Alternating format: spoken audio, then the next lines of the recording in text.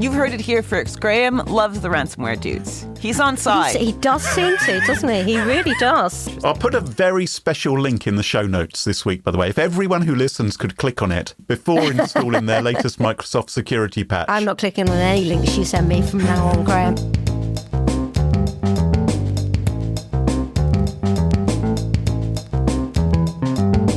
Smashing Security, episode 404. Podcast not found. With Carole, Theriault and Graham Cluley. Hello, and welcome to Smashing Security, episode 404. My name is Graham Cluley. What a geek joke, and I didn't even notice till you said it. Podcast not found. I'm Carole Theriault. And we're joined this week by a special guest returning to the show. It's my great pleasure to invite back on Jane Wakefield. Hello, Jane. I'm very honoured to be on the 404 episode. Yay! Now, Jane, you've been busy, haven't you? Because you've got this new podcast that's come out. I have, yes. So we're 3 episodes into a podcast called Scam Detectors, which, as the name suggests, is looking all at scams. It's an interesting world, a terrifying world. The point of it is to kind of educate people, to hear from people who have fallen. I shouldn't use that phrase. That's one phrase we shouldn't use, falling for, because one of the points of the podcast is to change the language around it so that we don't see victims as being to blame for these things. Because, as you probably know, these scammers are so sophisticated that anyone these days can fall for a scam. I like that. I've never heard that before. It's really interesting. It's a bit like people are now saying we shouldn't say pig butchering, we should call it romance baiting. Exactly. I thought you were going to say romance butchering. No. So that's Interpol that's decided to do that. And actually the academic that worked with Interpol on that, changing that language, is Elizabeth Carter, who is on the next episode and talks more about that. It's really fascinating stuff, actually. Yeah. Makes you think. It does. Brilliant. Well, after you finish listening to this episode, listeners, you can go head over and listen to Scam Detectors. But first, let's thank this week's wonderful sponsors, 1Password, Tripwire, and Scanner.dev. Now, coming up on today's show, Graham, what do you got? I'm going to be telling you how a giant schnauzer faces 5 years in prison. Okay, what about you, Jane? So my thoughts are going to turn to the AI summit that's going on in Paris this week. And dong, is that the funeral bell tolling for ransomware? All this and much more coming up on this episode of Smashing Security. Now, chums, I want to take you back in time a little over 12 months. On January the 9th, 2024, the official Twitter account of the US Securities and Exchange Commission, the SEC, those government dudes over in America who look after all the trading exchanges, they posted a message up on their Twitter account. And it said, today the SEC grants approval for Bitcoin ETFs for listing on all registered national securities exchanges.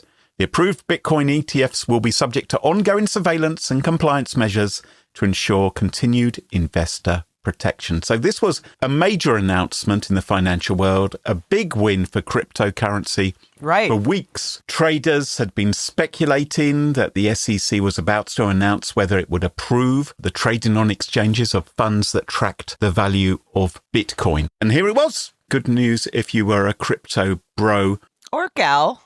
Oh, yes. Well, yeah, what do they do? Is that called a crypto gal? I don't know. Shouldn't it be crypto cis? Crypto people? Crypto dudes? I don't know. Anyway, the tweet was accompanied by a very corporate kind of image, picturing the SEC chairman, his name is Gary Gensler, endorsing the approval. There wasn't much about the tweet which would raise suspicion amongst typical Twitter user, even those who would consider themselves kind of security savvy if you saw it. Mm-hmm. But of course, it's the Smashing Security podcast, so we rarely have good news. And I'm afraid the account had been hacked. Scammers had posted that unauthorized message to the SEC's 660,000 followers to influence the price of Bitcoin. Wow. And as you can imagine, it had an impact. The market price of Bitcoin immediately leapt up to nearly 48,000 US dollars. Ah, the innocence of a year ago. Today, Bitcoin is about $100,000 now for one Bitcoin, isn't it? You're kidding me. No. Have you not been? Oh, yes. No, I don't pay attention to any of these things. I'm like being an ostrich for the next few years. What about you, Jane? Have you got any cryptocurrency investments? I don't know. I am a little bit of a crypto cynic. Yep. And also, personally, I was given a little bit of a Bitcoin many years ago I lost it. So I think my cynicism has grown out of incompetence. You didn't put it in the waste paper basket, did you? Like that chap in Wales who's... Oh, my gosh. He's still looking, isn't he? He's now trying to get access to the dump site. I mean, that's a tragic case. But no, it was written down on a piece of paper and I lost the piece of paper. Oh, my goodness. It was gifted to me at a TED conference and I didn't think any more about it. But yeah, I look back now thinking, oh, that was probably a piece of paper I shouldn't have lost. It wasn't meant to be, Jane. If you don't mind me asking, what year do you think that was when you were given a little bit of a Bitcoin? I think it was around 2014. Okay, don't dwell on it too much. No, let's not talk about it anymore, Graham. Anyway, like I said, it was a scam, right? They hacked into the account. The price leapt up, even though it's obviously leapt up a lot more since then. You know, we all wish perhaps that we'd bought some back then. It was impressive back then. It was impressive. Yes. So, posting from his own Twitter account, the SEC chairman, Gensler, he confirmed the news was false. He said no decision had yet been announced and the account had been hacked, he said. And as the truth emerged, the price of Bitcoin slipped back down again. And potentially, of course, some people will have lost money as a result of that. They'd suffered financial losses. Other people, of course, could have made a lot of money. Not if they just sat on the Bitcoin they had. Yeah, but if they bought some as they saw it going up, and then it went down again, it's like, well, you know, we've lost money there. And there was one scammer who was so opportunistic, I don't think he was connected with the original hack, but he actually created a fake SEC account on Twitter where he published an apology for what had happened and invited anyone who had lost money as a consequence of the hack to visit his refund site. Oh, no. Which was, of course, itself...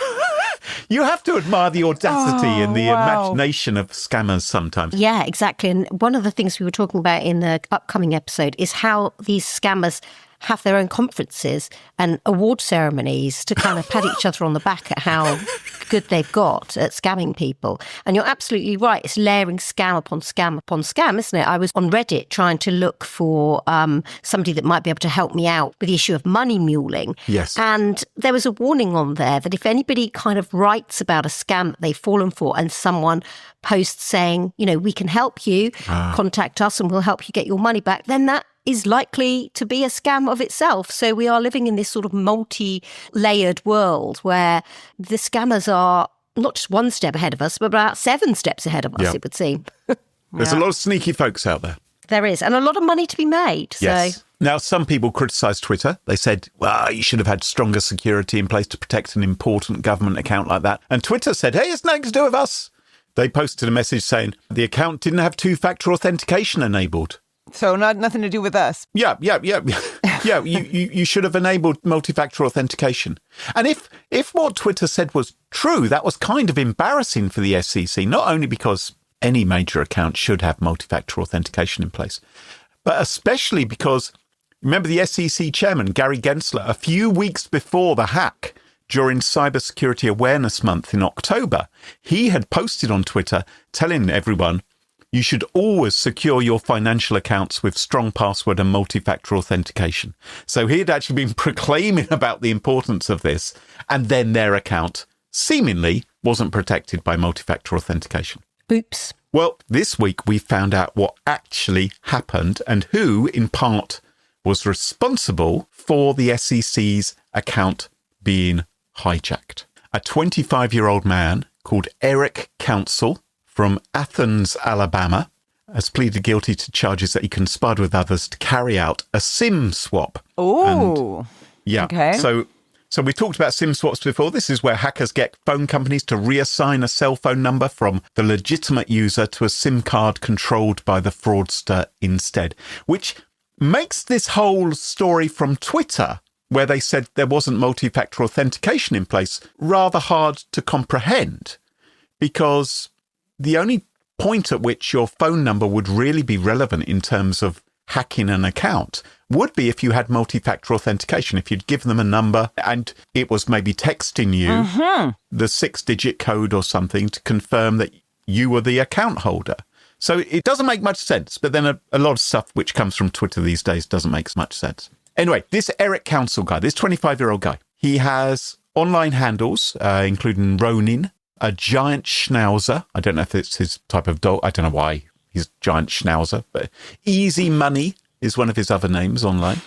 Mm-hmm. He was a member of a gang that performed SIM swaps for money and hacked social media accounts. And in early 2024, he received a message. Like I said, he's in a gang.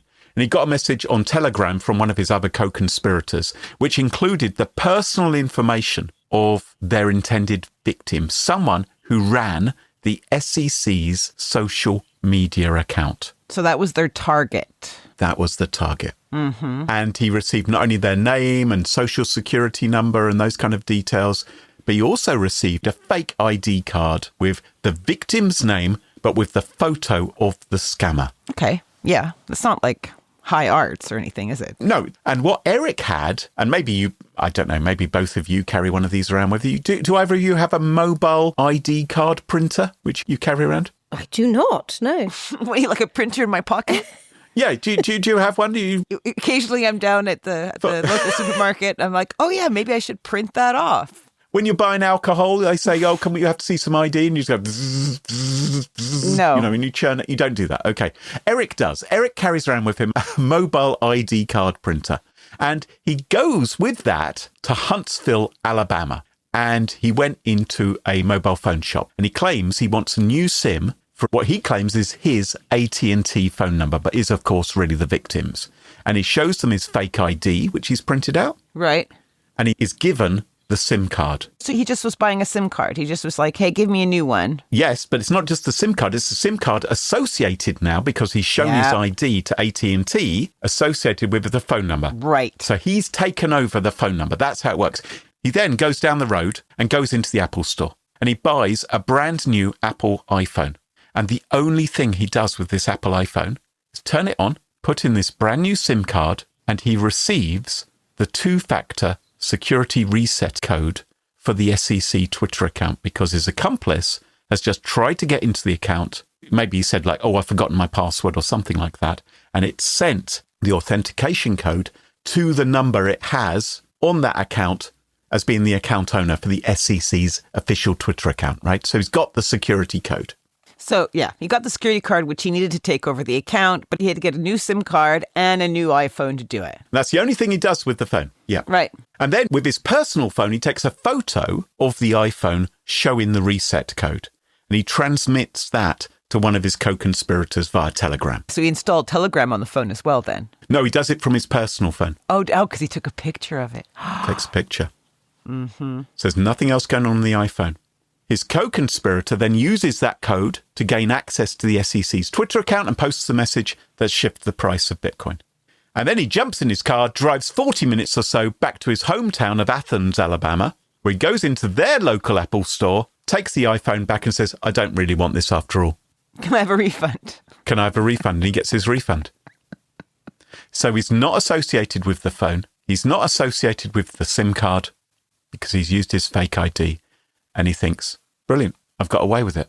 As you can imagine, journalists like Jane, right? Tech journalists went crazy about this news because the Bitcoin price has changed. An official government Twitter account has been hacked, posted fake news up there. And it was in June 2024 that Eric, our hacker, his apartment in Athens, Alabama, was searched by the FBI. There'd been a number of other SIM card swaps going on as well. They'd managed to locate him and they found his fake ID card and the portable ID card printer.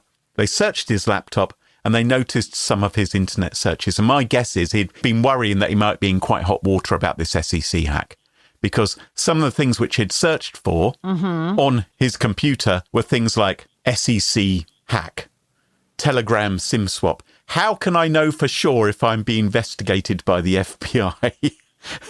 He searched, what are the signs that you're under investigation by law enforcement or the FBI, even if you haven't been contacted by them?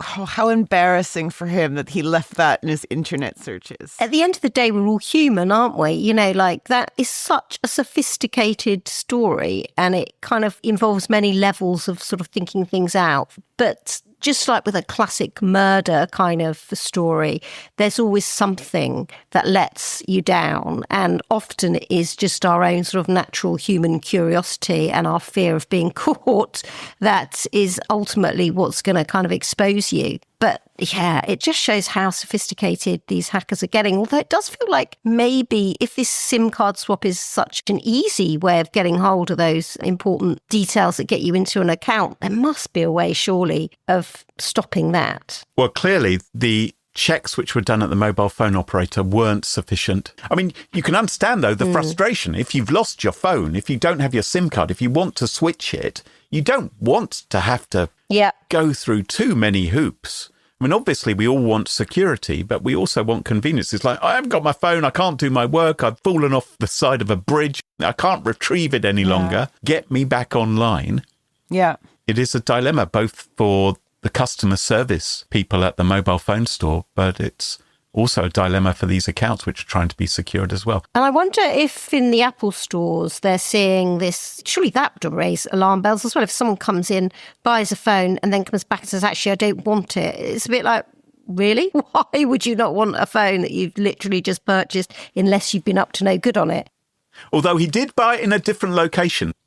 It was different cities where he bought it, which I suppose makes it a little less likely someone's going to say, hang on, you were here half an hour ago. True. Yeah. I'm not clear on how he got caught. Like, where was his mistake in his whole operation? Because it's quite intricate.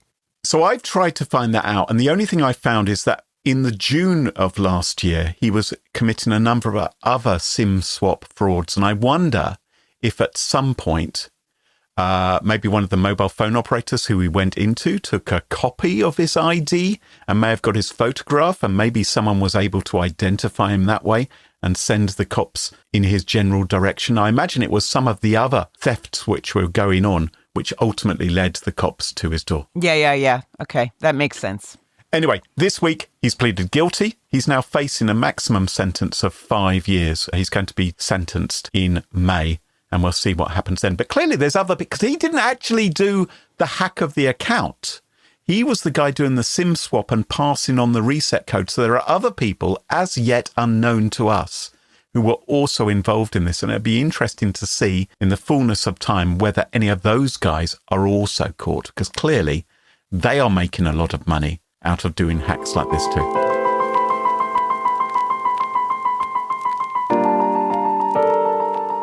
Jane, what's your story for us this week? Okay, well, I'm going to take you into something that I've become a bit obsessed with recently, which is this idea that we're sort of sleepwalking almost into sort of post-truth era where we can't tell what's real and what's not. Yeah. I don't go on social media very much anymore because I've just got a bit sick of it all. But when I do go on social media, I can't help but notice loads and loads of fake videos, harmless stuff like wildlife videos that purport to show a polar bear being rescued on a polar vessel. And it's a cute thing, so it gets lots of hits and it gets lots of attention and it grabs lots of eyes. And you look at the comments below and it's firmly divided by people that are just like, oh, this is so cute, oh, thank you for rescuing this polar bear, to people that are like, this is AI, this is clearly AI generated, don't fall for it. And I feel like we're entering this new digital divide between those people that see things with a critical eye, and obviously I'd like to think that journalists are often included in that, and people that can't see the wood from the trees or the truth from the fake, to put it in terms of what I'm talking about here. So that's kind of the background as to something I'm just becoming increasingly worried about as we go into a new era of AI. And of course, that coincides with the Paris AI Summit, which is the third talking shop around AI that we've seen. We had one in South Korea. We had one, obviously, at Bletchley Park. I'm a bit of a skeptic about what these things actually do in terms of moving the debate forward. It's often just an excuse for lots of powerful people to stand together and, talk about this issue. It feels like sometimes there's a lot of grandstanding, doesn't there, rather than... It's called networking, I think. Yeah, well, that's what the business folk call it. Hey, it's Paris. Who doesn't want to go to Paris, right? Yeah, but, how much will they actually change? Because, beneath the radar, there's a lot of things to worry about. And I saw a report in the Times yesterday written by the Commission into Countering Online Conspiracy in Schools, which is not a commission I'd ever heard of before, and it sounds quite terrifying in some ways. But its report is even more terrifying because it relates that conspiracy theories are now rife in the classroom. Young people are more inclined to trust social media influencers than the government when it comes to news sources and forming their views of the world. And, those views of the world are formed by things that I've just described, these fake videos, these kind of conspiracy theories that will get lots of hits, so they're going to attract a lot of eyeballs, so they're going wild on social media. But unfortunately, for a younger generation that is getting most of its information, I'm concerned that like 80% of what they think they're learning from social media is actually just complete rubbish. And as an ex-teacher, before I became a journalist, I just think this is really, really worrying. Mm-hmm.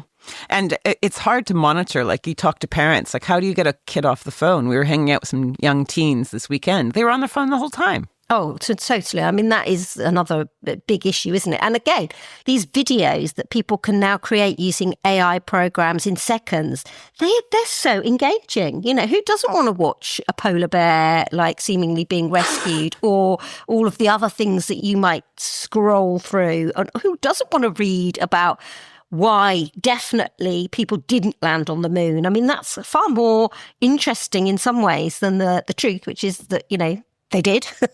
but it's getting involved in those conspiracy theories is really, really grabbing the attention of youngsters and shaping how they see the world. And these people are going to be the people that go out and make decisions in future. And if they're being grounded in disinformation and fake news and AI-generated content, then that's concerning.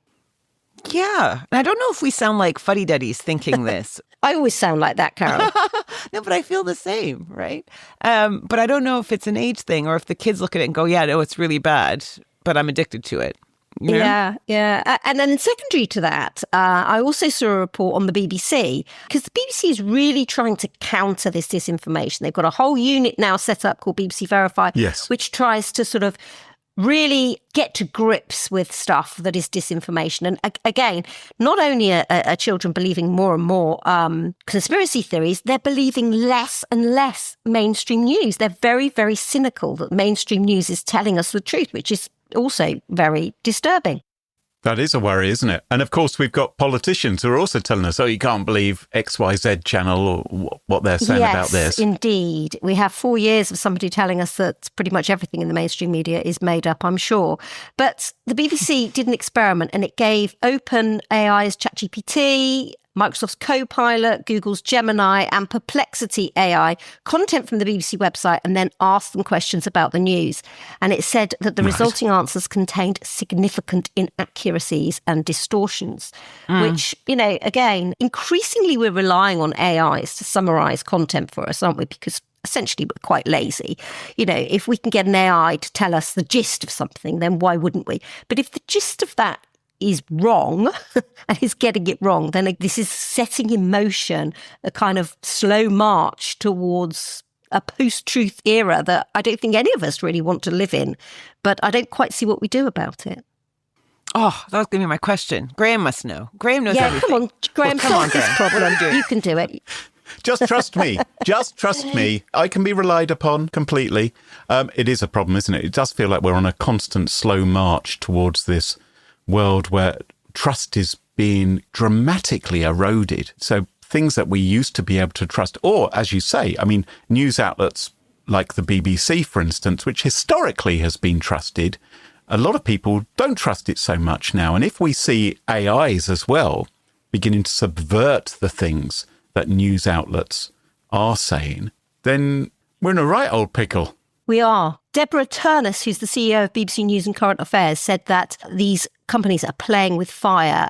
She said, we live in troubled times, and how long will it be before an AI-distorted headline causes significant real-world harm? Well, we've already seen with those summer riots last year on the back of a lot of disinformation around the terrible stabbings of young children in Liverpool, that, it can cause all kinds of real-world harm.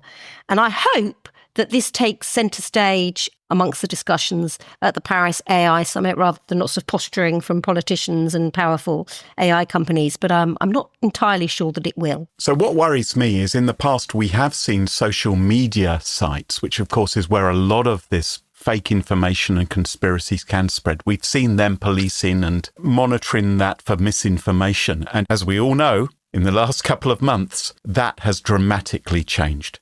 And they're now saying, we're not going to do that anymore. They're viewing that not as safety and handling of misinformation. They're rather portraying it as censorship. And they're saying, well, free speech means you can say whatever you like. Unfortunately, that means people will be able to talk utter nonsense and dangerous nonsense as well. So it doesn't feel like those sites are going to be helping us very much in stopping the spread of this kind of fakery. No, I think, it's very convenient, isn't it, for them that they can call it censorship when actually I think a lot of it is down to just they don't have the capacity to deal with this because it's got so out of hand that there's no way that any sort of moderation process, even one that's sort of led by AI, can really get to grips with the amount of disinformation that we have out there. So it's kind of too late. This stuff is already out there. And what do AI systems learn from? They learn from data on the internet. So they could well be learning from misinformation. So we're in this sort of never-ending circle of, well, what would you call it? A never-ending circle of doubt, I suppose,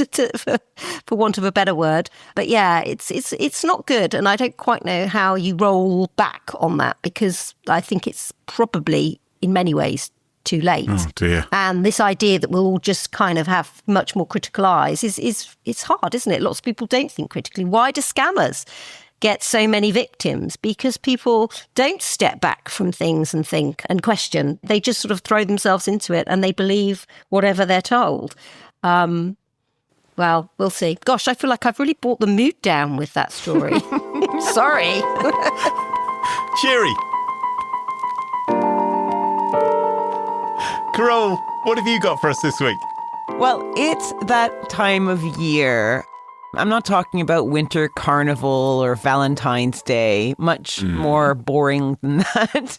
I mean the time of year when industries like information security and technology issue their annual reports. And reading the tea leaves as to what might happen in the future as well. Yeah, in our old life, in fact, Graham, we used to, be responsible for pulling together the annual report for one of these companies. And it's not easy, right? Like researchers answer with one word.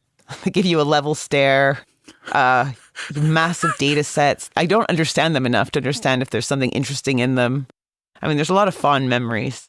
We once used a Wordle. That was not a Wordle. What's it called? A word cloud. Word cloud. Yeah, we did a word cloud, and you'd have like worms, viruses, spyware, Trojans. So security reports, there are a lot of them, and they're still going strong. I'm sure no one is surprised to hear that ransomware featured quite highly in forecasting this coming year. Like, for example, we have the National Cybersecurity Alliance, and they say ransomware will escalate. They say critical suppliers, so those that entire industries rely upon, will continue to be targeted in 2025. Sophos put out a report saying ransomware attacks are surging, with 59% of organizations hit last year, and they say that's only going to grow. Zscaler report said AI-powered social engineering attacks will surge and fuel ransomware campaigns. So in short, ransomware is painted as an utterly relentless threat. But I thought there's got to be some good news around this. And rather than having a doom and gloom story, we could look at the flip side, because I think there is a definite silver lining of hope. Oh, thank goodness, especially after Jane's story. That's great. That's what we need. Cheer us up, Carole. All these bad dudes are having quite an easy time, it seems, spinning gold from ransomware. So one good news component is the UK Home Office is proposing a targeted ban on ransomware payments. So under the proposal, public sector bodies, including local councils, schools, and NHS trusts, would be banned from making any payments to ransomware hackers. And the government says this would strike at the heart of the cybercriminal business model. What do you think about that? Do you think it'll make a difference? I think it's complicated. I think it's all very well in principle having a don't pay the ransomware guys policy, but if your organization has got sensitive details about, for instance, school children, it could be medical records or something like that, do you really want that to be published online? Or do you want your systems to be down for months and months and months and people not to be able to get their operations or your kids to be educated? Sometimes the least worst decision may be to pay the ransomware guys. Unpleasant and unpalatable as it may be, my view is you can't have a hard and fast rule.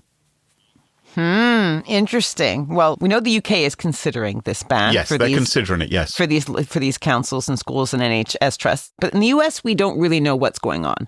There have been talks about banning payments in the past, but they've stopped short of imposing an outright national ban on them. You have to consider in the United States, if you were to impose a ban on paying ransomware, that's going to damage the cryptocurrency market, right? It's all about the crypto now. We want plenty of crypto being bought and sold and transferred. They're going to start funding the ransomware gangs? Ransomware a go-go. We want to encourage ransomware. This is great for the economy. Let's make America ransomware central again. Yeah, I don't think it's enforceable myself. I think it feels like the government is imposing too much. Say it's a business and, as Graham said, sensitive data. If they don't pay the ransom, is the government going to be responsible for all the leaking of that company's secrets, its IP stuff? I think at the moment, the UK are proposing that if you're a private business as opposed to a government organisation or critical infrastructure, that you'll be advised to tell the authorities before making the payment. Oh, okay. Yeah. So it's for public bodies like schools. Yeah. And right, I Exactly. see. So it'll be done in consultation, which may be a good thing because, of course, you want the authorities to gather information as to who the ransomware gangs have caught, especially if they're on their trail. Agree. But yes, I think the proposal is that you'll have to go to the authorities and say to them, we've been hit by ransomware. What do we do now? Yeah, I mean, I do think that we need a little bit more sort of openness about these sort of attacks, don't we? Because we're not really clear who pays and who doesn't at the moment and how much people pay. And also, if you pay, does that mean that they go away and that you get your data back? Or do they just take that as a sort of starting payment and continue to sort of blackmail you and say, well, we want some more once you've opened the door? So I think like the starting point for all this should be a lot more openness about what happens in these attacks rather than sort of imposing bans on how people decide to sort of act on them. How do you feel about this? In October 2023, there was a US-led alliance of more than 40 countries who vowed not to pay ransoms to cyber criminals in a bid to starve the hackers from their source of income. Okay, and how's that worked out? It's easy to say that, isn't it? Until it's you that's affected and your bottom line is, basically put on hold until you make a decision one way or the other. So yeah, it's tricky, isn't it? But there's lots of bills we don't like to pay, right? We don't like to pay insurance. You insure your house or you insure your car and things like that. And you kind of think, oh, God, I've got to give these people money. And it's like, will I ever get this back? So in some ways, ransomware, you might consider it a business expense. It's simply something that we have to do occasionally because our security screws up occasionally. Wow. I'm a little blown away by his view here. Yeah, that's radical. And we've got a new sponsor, the Lockbit Ransomware Gang, are sponsoring Smashing Security. Yeah, exactly. You sure you haven't got a new job, Graham, working for a ransomware company? Because you sound like you're promoting it a little bit. And he's dragging me down with him. Well, one of these reports had a different story because everything was very doom and gloom. But the recent chain analysis security report said ransomware payments fell by 35% year on year last year. So where last year they grabbed 800 million in extortion payments, the previous year had been much higher, 1.25 billion. So what happened to make this not as profitable a year? So one of the things was Lockbit. There was arrests last year and takedowns, big ransomware gangs. Mm-hmm. You also had disruption. So like the fact that these gangs got arrested disrupted the ecosystem. They say it's changed the ransomware playing field. So now rather than having these big fat players, you have lots of itty-bitty players. And the itty-bitty players, while of course they can still cause damage, does reduce the attacks on so-called big game targets. So key target, a very valuable target. Yes, yes. But I got to say, every single report I read of, pretty reputable companies all had different numbers, all had different statistics, so it's really hard to get an idea other than people saying ransomware, it ain't going anywhere. It's not at death's doors just yet. No. And all this fragmenting of groups, Rapid7 say that they're splintering and rebranding, making it more difficult to track and mitigate them. So there's some dark spots on my silver lining of my cloud. But I do think that a business dries up if there's not enough money to be made. Because there's a lot of effort that goes in, especially if you have a very select high-value target. And if you weren't convinced that you would make a payday, would you maybe go do something else? And if the ransomware money train derails, where do they go? Where do the cyber twonks go to make their cash? Cyber criminals and hackers have been looking for a business model which actually works. And the extraordinary thing which has happened with ransomware is it's an incredibly effective way of making money. The old days, the way they did it, though, is they would lock your data, not necessarily steal it, right? And say, to unlock it, pay us. But I think there's a lot of, right now they just take the data and say, pay us, and, hope that we don't put it out there. Well, a lot do both. A lot will both exfiltrate your data and they'll lock up your computers as well. The exfiltration, I think, is largely because people have backups. So people can recover and get back up and running, hopefully they have backups. But the threat of your customer data, of your partner data, of your internal intellectual property being released, that I think is the scary thing which makes companies sweat at night if they've fallen victim to a ransomware gang. It's not so much the recovery, actually. It's the potential impact. Yeah, but you still have to trust that they don't put out that information. Like, once they've taken it, it becomes a game of, well, I'll pay you to keep quiet. It's like a mafioso deal. To an extent, yes. But also, Jane was talking earlier about how some of these cyber criminal scammers have sort of award ceremonies and conventions and the rest. These gangs care about their image, and they don't want word getting round that the XYZ ransomware gang can't actually be trusted. They have standards, don't they? They have standards. They are running a business. It may be an illegal business, but if they don't want people thinking, oh, well, there's no point paying them because they con you again. So I think in many cases, actually, the ransomware gangs do what they promise. You've heard it here first. Graham loves the ransomware dudes. He's on side. He does seem to, doesn't he? He really does. He really loves it. It's very interesting. Very interesting. I'll put a very special link in the show notes this week, by the way. If everyone who listens could click on it before installing their latest Microsoft security patch. I'm not clicking on any links you send me from now on, Graham. Exactly. I'm deleting any emails I get from you. That's it.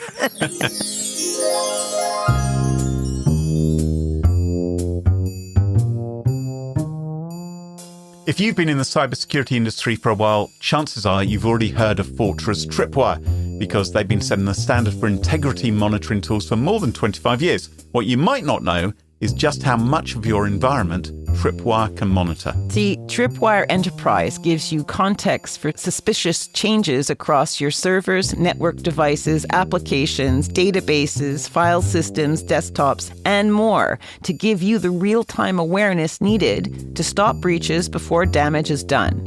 It also automates compliance enforcement with the industry's largest policy library. So what are you waiting for? Visit tripwire.com/demo to set up a personalized demo session with a cybersecurity expert and learn how Tripwire can be your integrity management ally. That's tripwire.com/demo. And thanks to Tripwire for supporting the show. Here's a shocking reality. Traditional security tools are completely broken when it comes to managing today's massive log volumes. Companies are paying millions per year just to keep up, and they're still falling behind. That's why everyone's moving their logs to data lakes. It's just more cost efficient. But there's a catch. Data lakes are incredibly complex to use, especially when you're dealing with loading dozens of log sources into SQL tables with strict schema requirements. And that's where scanner.dev comes in. They've revolutionized security data lakes by making them truly simple to operate. Their platform offers schemaless log data indexing, which means you can dump in your logs without worrying about structure. And the best part, your data never leaves your S3 buckets. You maintain complete custody at all times. Need to hunt for threats? Scanner lets you search through petabytes of logs in seconds, not hours. And for your security team, we've made detections as code a breeze with CI/CD that syncs directly with GitHub. No more complex queries or waiting hours for results. Visit scanner.dev today and try out their interactive playground. That's scanner.dev, where security meets simplicity. Now, regular listeners will know that 1Password is a long-term supporter of the Smashing Security podcast, and this week we want to tell you about how 1Password's extended access management can help your business. This is the first security solution that brings all the unmanaged devices, apps, and identities used in your company under your control. And it ensures that every user credential is strong and protected, every device is known and healthy, and every app is visible. Because 1Password Extended Access Management solves the problems traditional IAM and MDMs can't. It's security for the way we work today. And it's now generally available to companies with Okta, Microsoft Entra, and in beta for Google Workspace customers. 1Password's award-winning password manager as well is trusted by millions of users and over 150,000 businesses from IBM to Slack. And now they're securing more than just passwords with 1Password Extended Access Management. Find out more right now. Go to onepassword.com/smashing. And thanks to 1Password for supporting the show. And welcome back. Can you join us at our favourite part of the show? The part of the show that we like to call Pick of the Week. Pick of the week. Oh, sorry, pick of the week. Pick of the Week is the part of the show where everyone chooses something they like. Could be a funny story, a book that they read, a TV show, a movie, a record, a podcast, a website, or an app. Whatever they wish. It doesn't have to be security related necessarily. Better not be. Well, my Pick of the Week is not security related. I'm sure you're all familiar with the XKCD cartoons on the internet made by Randall Munro. Wonderful cartoons. He's been doing them for about 20 years, I think. Really, really great stuff. And I recently came across an article which he wrote, and, rather than one of his cartoons. And it was an article he wrote in the New Yorker. And it's called The Space Doctor's Big Idea. And this is him explaining Einstein's theory of general relativity.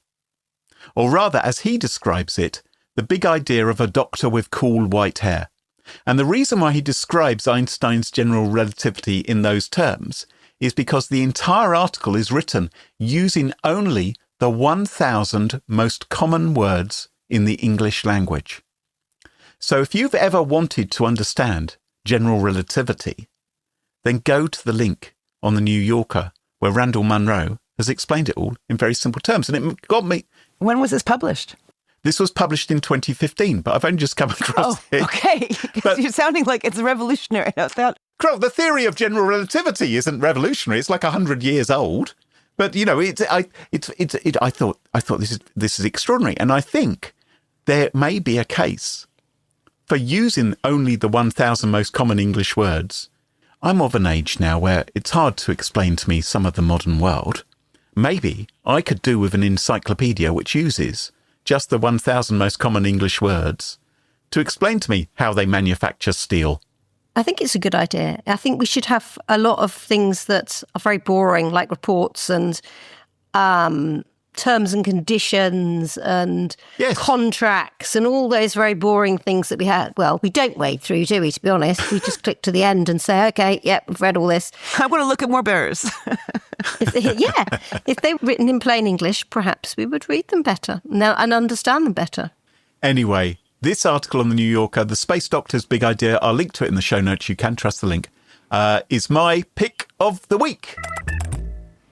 Now, Jane, what's your pick of the week? Or do you have a nitpick of the week? Yeah, I feel a bit bad about this because I'm going to moan again. I think I was called an old codger earlier, and this is kind of proper old codger territory. And also, it goes against what you were saying earlier about the importance of two-factor or multi-factor authentication, because I have had my own personal hell today. I've been locked out of my Microsoft account. All I want to do is pay a bill. Right. All I want to do is just pay a bill.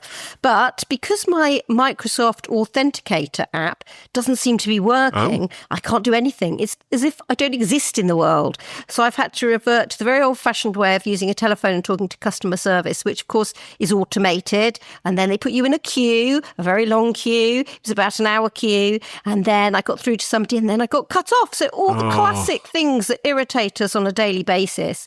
And I've been sucked into this Kafka-esque black hole of just not being able to do a very simple thing and it taking me hours to do it. And I totally understand that multi-factor authentication is a very important thing. But when it goes wrong, it's a bloody nightmare. Very nearly swore there. And I know I can, but I'm not going to because, I mustn't. I mustn't be angry about this. I just must take very calm and think, this will all be solved eventually. I wonder what's gone wrong. Yeah, who knows? But we're sort of stuck in the middle as a customer, and it can be very frustrating for us. And I was reading something that Jamie Bartlett, him of Crypto Queen fame, wrote the other day about how digital life seems to come with an awful lot of admin. He was talking about parking apps and how you go to park your car and you have to do it on an app, but you haven't got the app. So you have to spend ages downloading the app, or you might take a QR code that a scammer has put a ticket over and then you're suddenly, giving your money to a scammer. We are in a world where there's an awful lot of admin to get small things done. And this is not what we were promised. This is not what we were promised. We were promised that life was going to get much easier and much more simple. Yeah. Seamless. Quick, hassle-free. This is turning into the Grumpy Old Geeks podcast. Yeah, I know. You probably won't have me back, but, this is the life I lead. And moaning about things is, you've got to get these things off your chest on a podcast, really, haven't you? Why not? Why not? Thank you, Jane, for your nitpick of the week. Carole, what's your pick of the week? Well, I am nowhere near security. Do you remember, Graham, we a long time ago saw a movie that narrowly missed the Palme d'Or? Yes. And it turned out to be way fruitier than any of us expected. The initial scene was... It's a bit of a mortifying experience. Very, rude. Yes. Eye-popping. Yes. Yeah. Well, my pick of the week is a book that narrowly missed the Booker Prize last year. All right. But is not fruity in any way. It's called Creation Lake by Rachel Kushner, her fourth novel, but the first I've read. Have either of you read it or heard of her? No, I haven't heard of it. I haven't, no. Okay. It's so good. But quick synopsis, you've got Sadie Smith. This is a pseudonym, and she's ex-FBI and now a freelance spy, like a spy for hire. Right. And she's been hired to disrupt a small farming cooperative in France. Okay, so her job is to infiltrate them, spy on them, and influence their plans. But through her research, she learned stuff which threatens to change her game plan or her worldview, even her raison d'etre. Raison d'etre. It threatens that. She's a great character, and she's ruthless. I mean, it's her job to dupe people, right, and gain their trust. So, but woven through this thriller is almost like a philosophical treatise, about what it means to be human. I know it's, sorry to get deep again, but yeah, it's great. And I don't stand alone. It's appeared on 16 lists of best books in 2024. I loved it. So pick of the week, Creation Lake by Rachel Kushner. Fantastic. I feel a bit stitched up here because Graham's pick of the week is about something from the New Yorker. Yours is about the Booker Prize, and mine is about dealing with tech having support. To spend a long time trying to sort out tech support. I might have to rethink my pick of the week and come back with something a little bit more cerebral. I think it's very balanced. That's what we want. I'm the jam in the middle of the sandwich. Yes, okay. at least it's that kind of sandwich rather than any other kind. And that just about wraps up the show for this week. Thank you so much, Jane, for joining us. I'm sure lots of our listeners love to find out what you're up to and maybe follow you online. What's the best way for folks to do that? Do you know what? Come to find me on LinkedIn. It's my new favourite social media platform. There's no disinformation there. Well, there probably is, but not that I've noticed. And I spent a lot of time there, very sadly. And you can find Smashing Security on Blue Sky, unlike Twitter, which wouldn't let us have a G. And don't forget, to ensure you never miss another episode, follow Smashing Security in your favourite podcast app, such as Apple Podcasts, Spotify and Pocket Casts. And huge thank you to our episode sponsors, 1Password, Tripwire, and Scanner.dev. And of course to our wonderful Patreon community. It's their support that help us give you this show for free. For episode show notes, sponsorship info, guest lists, and the entire back catalogue of more than 403 episodes, check out smashingsecurity.com. Until next time, cheerio, bye-bye. Bye. Bye.